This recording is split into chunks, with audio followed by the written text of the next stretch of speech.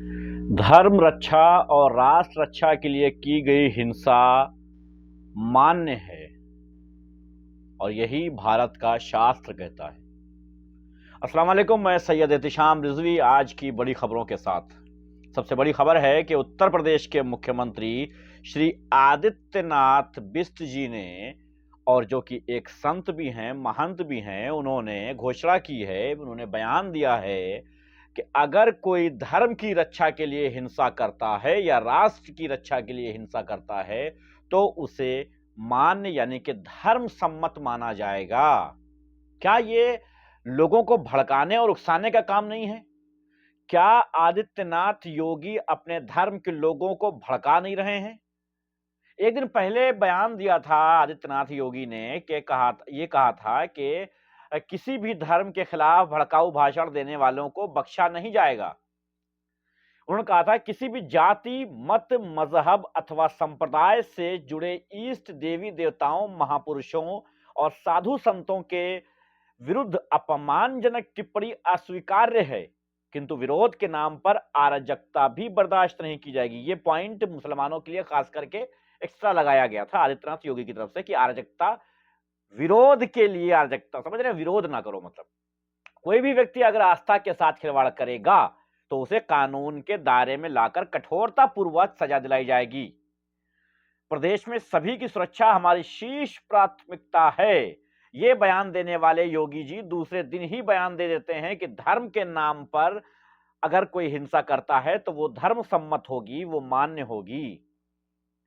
क्या प्रदेश में उकसाया जा रहा है उन लोगों को जो लगातार हिंदू मुसलमान के कांड कर रहे हैं? लगातार एक धर्म जो लगातार दूसरे धर्म को टारगेट करता जा रहा है, क्या ये उनके लिए ग्रीन सिग्नल है? क्या उनको ये बताया गया है कि आप ये कह के कि हम अपने धर्म को प्रचार प्रसार में जुटे हैं और अपने धर्म को बचा रहे हैं, ये कह के किसी की भी हत्या की जा सकती है? क्या ऐसा हो सकता है? जी हां, क्योंकि साफ तौर पे आदित्यनाथ योगी ने कह दिया है कि धर्म के नाम पर की गई हिंसा, धर्म के लिए की गई हिंसा, धर्म की रक्षा के लिए की गई हिंसा धर्म सम्मत है। तो कमाल नहीं हो गया? ये बिल्कुल खुल के सामने। अच्छा, कुछ दिनों से लगातार आपको मैं बता दूं कि कुछ दिनों से लगातार आदित्यनाथ योगी, नरेंद्र मोदी और आरएसएस के चीफ मोहन भागवत लगातार एक शब्द कहे जा रहे हैं। वो ये शब्द है कि सभी हिंदुओं को एकजुट होना है, एकजुट हो जाओ।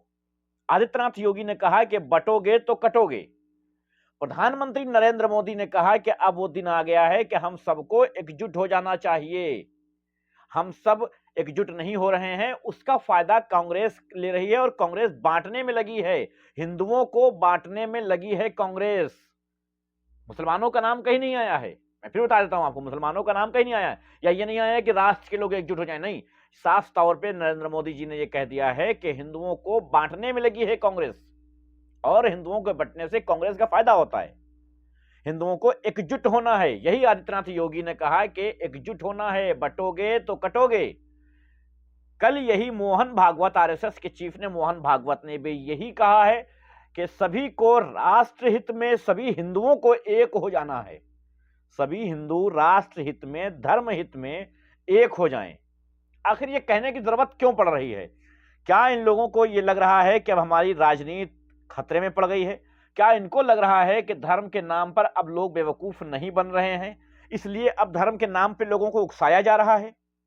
क्या एक मुख्यमंत्री ऐसा बयान दे सकता है, देना चाहिए, अपने धर्म के लोगों को भड़काना चाहिए?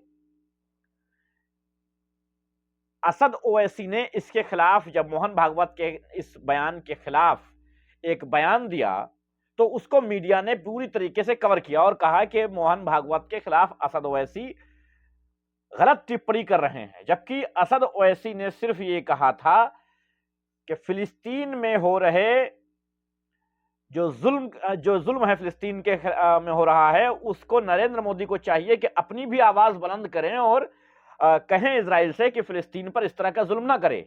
अपनी भी आवाज, एक प्रधानमंत्री, एक देश के प्रधानमंत्री होने के नाते उनको बोलना चाहिए। साथ ही असद ओवैसी ने मोहन भागवत का जवाब देते हुए यह भी कहा था कि देश में ना तो हिंदुओं और ना ही मुसलमानों को किसी तरीके का खतरा है। मुसलमानों, हिंदुओं, दलितों, आदिवासियों, सिखों, ईसाइयों को नरेंद्र मोदी और मोहन भागवत से खतरा है।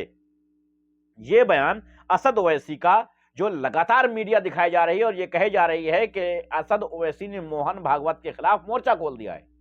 सिर्फ एक बयान पे ही भारतीय दलाल मीडिया जो जुटी हुई है, जो लगातार जुटी हुई है, वो ये कहने पे जुटी हुई है कि असद ओवैसी ने मोर्चा खोल दिया है, जबकि हकीकत यह है कि उनको दिखाना यह चाहिए था जो आदित्यनाथ योगी ने कहा है। इसका असर आप देखिए कि अगर कोई किसी ट्रेन में किसी जगह पर कोई नमाज पढ़नी छोड़ी, अगर कोई मुसलमान टोपी भी लगाया होता है तो उसके ऊपर मार पिटाई हो जाती है, उसके खिलाफ मुकदमा दर्ज होता है, न जाने क्या क्या होता है। लेकिन कल दिल्ली मेट्रो में नवरात्रि के माहौल पर बेहतरीन प्रोग्राम किया गया मेट्रो के अंदर, और मेट्रो का जो न्यूज जो आई है एनडीटीवी के और सभी टीवी चैनलों की, वो आई है कि दिल्ली मेट्रो में बना नवरात्रि का माहौल, लड़कों ने गिटार की धुन पर गाए माता रानी के गाने। हाँ, बिल्कुल माहौल बनना चाहिए। देखिए, धर्म है और धर्म के त्योहार हैं, इनमें माहौल होना चाहिए। समाज के, मैं तो कहता हूं समाज के बीच में होना चाहिए। सड़कों पे जैसे कोई निकल रहा है, कोई गा रहा है, क्या दिक्कत है? मेट्रो में है तो गा रहा है, कोई दिक्कत नहीं, होना चाहिए। लोगों के बीच एक खुशनुमा माहौल होना चाहिए, इसमें कोई दिक्कत की बात नहीं है। लेकिन अगर कोई दूसरे धर्म का करने लगता है तो फिर आपको दिक्कत क्यों होती है, फिर आपको प्रॉब्लम क्यों होती है? मोहन भागवत ने कुछ दिन पहले कहा था कि यह हिंदू राष्ट्र नहीं है, हिंदू राष्ट्र बनना चाहिए।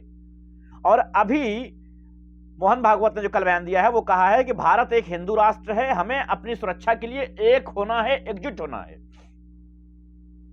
भारत एक हिंदू राष्ट्र है, ये लगातार मोहन भागवत अब कह रहे हैं, अभी कुछ दिन पहले नहीं कह रहे थे, लेकिन अब मोहन भागवत का कहना है कि भारत एक हिंदू राष्ट्र है। और इसी हिंदू राष्ट्र में मैं आपको जानकारी दे देता हूं कि इसी हिंदू राष्ट्र में कनाडा में वेटर की नौकरी निकली है, जिसमें एक लंबी लाइन लगी है, जिसमें 3000 इंडियन लाइन में लगे हैं। जी हां, द लंदन टॉप की न्यूज जाकर के देखिएगा, आपको पता चल जाएगा कि 3000 इंडियंस लाइन में लगे हैं एक वेटर की नौकरी के लिए। और आप हिंदू राष्ट्र का गाना बजा रहे हैं, क्या है ये? क्या नौटंकी चल रही भाई? ऐसी नौटंकी किस काम की जो कहीं किसी के फायदे की ना हो?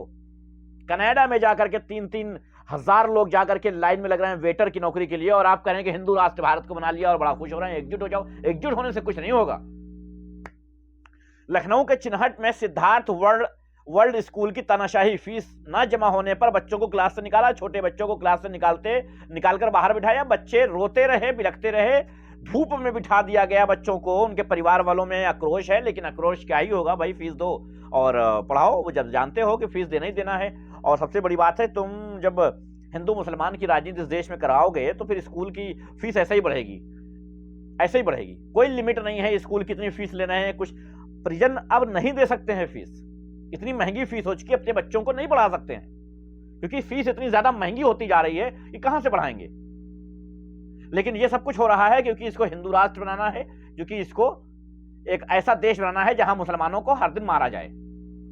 बिहार में बाढ़ आई है, आपको पता होगा, और उस बाढ़ का वीडियो और बाढ़ पीड़ितों का वीडियो बनाने वाले एक यूट्यूबर मिथुन शुक्ला को अरेस्ट कर लिया गया है। मिथुन मिश्रा को अरेस्ट कर लिया गया है, और उनके ऊपर धाराएं जो लगाई गई हैं वो भीड़ को उकसाने की लगाई गई हैं। देखिए क्या होता है कि जब भी कोई खबर दिखाई जाती है ऐसी, या जब भी कोई वक्ता बोलता है, तो उसको सीधे तौर पे यह कहा जाता है कि ये भीड़ को भड़का रहा है, सरकार के खिलाफ भीड़ को उकसा रहा है, भड़का रहा है, और इसके ऊपर राजद्रोह, देशद्रोह जैसे मुकदमे लाद दिए जाते हैं।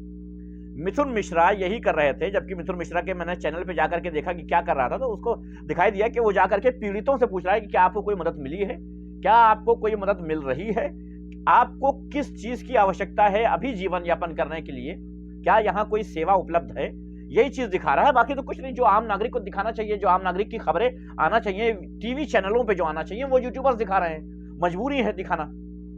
हम अगर ये न्यूज चैनल यहां पर बना करके बैठे हैं तो इसलिए क्योंकि ये खबरें जो आपको नेशनल टीवी पर नहीं दिखाई दी जाएंगी, जो आपके लोकल पत्रकार भी नहीं दिखाएंगे, वो हम लोग दिखाते हैं, वो हम लोग बताते हैं, वो हम लोग देश को ये बताते हैं कि हालात ये हैं। असल जो नेशनल टीवी दिखा रही है वो देश के हालात नहीं है, वो फेक है, फर्जी है।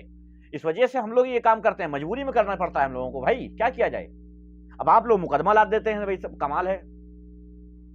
उत्तर प्रदेश के बागपत में डीएम साहब गए थे, जितेंद्र प्रताप सिंह नाम है इनका। ये डीएम साहब कहीं दौरे पे गए थे।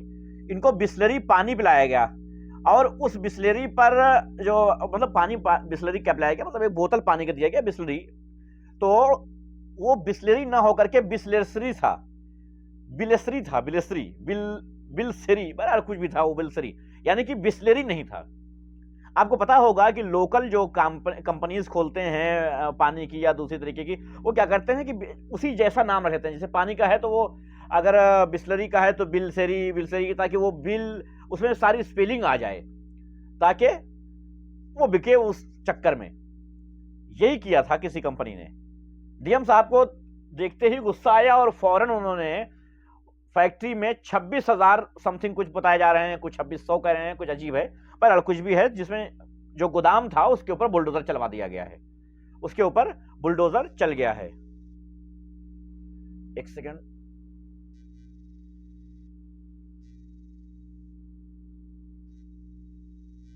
हाँ जी, तो उसके ऊपर बुलडोजर चल गया है, जो है डीएम साहब ने बुलडोजर चला दिया है। अब क्या ही कहा जाए। बहरहाल यति नरसिंहानंद के आप जानते होंगे, बहुत सब लोग जानते हैं, आपने एफआईआर भी कराई होगी, आई थिंक मैंने अपील भी की थी आपसे, सब लोग करा रहे हैं, अभी भी कराइए, वो अरेस्ट जरूर हुआ है लेकिन फिर भी कराइए, उसके ऊपर एनएसए लगना जरूरी है। बहरहाल ये जो गया है जेल, उसके बाद एक साहब हैं हमारे नंद किशोर गुर्जर जो विधायक हैं, इन्होंने मांग किया है कि जो यति नरसिंहानंद के खिलाफ जो कार्रवाई की मांग कर रहे हैं, इनकी गिरफ्तारी की जाए, एनएसए लगे और इनका इनकाउंटर किया जाए। जी हां, इनकाउंटर किया जाए, एनएसए लगे और इनकी गिरफ्तारी हो। ये एक विधायक नंद किशोर गुर्जर ये मांग कर रहा है कि यति नरसिंहानंद के खिलाफ कार्रवाई की मांग करने वालों का इनकाउंटर किया जाए, एनएसए लगे और फौरन अरेस्ट किया जाए। भाई कमाल है, इसी देश में ये हो सकता है, इसी देश में ये मुमकिन है कि जब कोई कार्रवाई की मांग करे तो उसको खुद ही जेल भेज दो। अब चलते हैं, मैं एक बड़बोले इंसान पर चलता हूं। एक बड़बोला इंसान आपको पता होगा, राजभर। जी हां, मैं बात कर रहा हूं कैबिनेट मंत्री ओम प्रकाश राजभर की।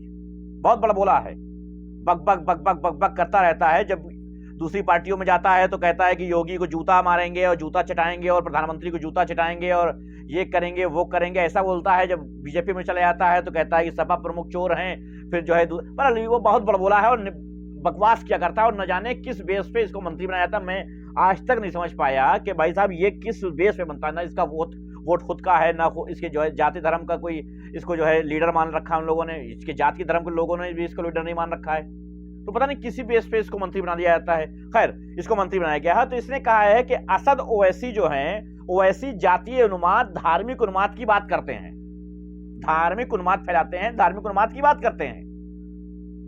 और पहली बार ऐसा हुआ है जो 51 मुस्लिम आईएएस बने हैं जो कि नरेंद्र मोदी के डर से बने हैं।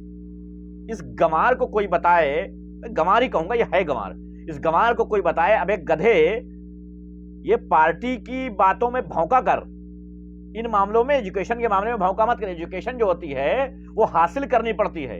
ये डिग्री आईएएस की ऐसे नहीं आ जाती है, आईएएस की डिग्री जो है वो ऐसे नहीं आती, पढ़ाई करके आती है, और डर में पढ़ाई नहीं होती है गंवार।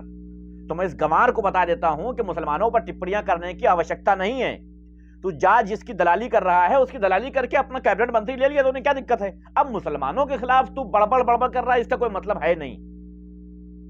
मैं क्लियर कर देता हूं, इस गंवार को मैं बता देता हूं कि सुन गंवार, मुसलमानों पर टिप्पणी करने की आवश्यकता तुझे नहीं है, और ना ही मुसलमानों ने तुझे लीडर मान रखा है कि तू चलाए उनको समझाने। उन्हें समझाने की जरूरत नहीं है, कान खोल के सुन ले। खैर, ये हाल है जब एक प्रदेश का मुख्यमंत्री ही सीधे तौर पे ये कह रहा है कि धर्म की रक्षा के लिए हिंसा जायज है, तो भाई कमाल है। चलिए, बहुत बहुत शुक्रिया आप सबका। हमारे चैनल को सब्सक्राइब करना ना भूलें, बहुत जरूरी है सब्सक्राइब करना, क्योंकि रीच लगातार कम रहती है। जब आप सब्सक्राइब करते रहते हैं, आप सब लोग नए व्यूवर्स को जोड़ते रहते हैं, नए व्यूवर्स आप आए हैं, सुन रहे हैं, तो उसको सब्सक्राइब कर लेंगे तो कुछ और लोगों तक भी मेरी वीडियो पहुंच जाएगी। बहुत जरूरी है, प्लीज। और हाँ, शेयर करिए, व्हाट्सएप है आपके पास, शेयर करिए वीडियो हमारी लोगों तक, प्लीज, रिक्वेस्ट है हमारी। पॉसिबल हो तो ज्वाइन भी करिए। बहुत बहुत शुक्रिया आप सबका। अल्लाह हाफिज।